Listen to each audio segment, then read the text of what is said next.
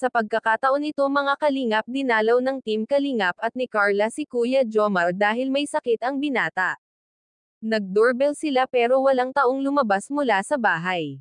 Kaya minabuti na lang sumigaw at tawagin si Kuya Jomar. Nagulat si Kuya Jomar nang makita at pinapapasok ng binata ang ating Cinderella.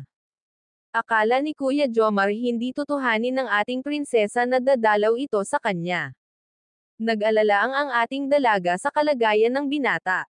May sipon ang binata at kinilig ang binata ng punasan sa mukha ng dalaga at inilagay ang kanyang kamay sa noon para alamin kung may lagnat ito. Sana daw nagpaalam ang dalaga na pupunta sa bahay para susunduin na lang ito. Hindi nga ito nagsasabi na tutuhanin niya para ma-surprise. Nahihiya ang binata dahil hindi pa ito naliligo dahil sa naramdaman nito. Bibigyan ng binata ang dalaga ng tubig at pinapainom ng gamot ang binata. Akala ni Kuya Jomar walang pakialam ang dalaga sa kanya dahil sa maiksi lang ang text nito sa kanya.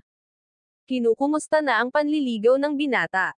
Ayon ni Carla nasa 7.5 na ang chance ng binata na sasagutin nito.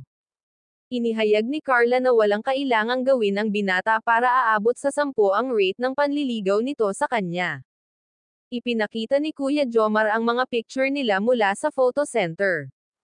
Tinanong ng binata kung saan ilalagay ng dalaga ang kanilang pictures. Sumagot ang dalaga na ipapa-billboard niya at biglang tumawa. Sabi ng binata ilalagay niya sa gilid ng kama, sa wallet, at sa ilalim ng unan para palagi niya itong makikita. Nag-alala ang dalaga kung hindi ba nalukungkot ang binata na nag-iisa lang ito sa bahay. Nasasanay lang naman siya sa ganong sitwasyon. Umakyat sila sa second floor ng bahay at doon sila nag-uusap.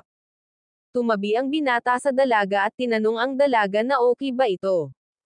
Sumagot ang dalaga na kinabahan siya dahil malapit ang pagkakaupo ni Kuya Jomar sa kanya.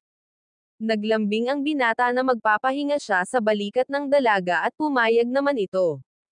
Pero naudlot ang paglalambing ng binata dahil biglang dumating ang K-boys kaya bumaba na sila sa ground floor ng bahay.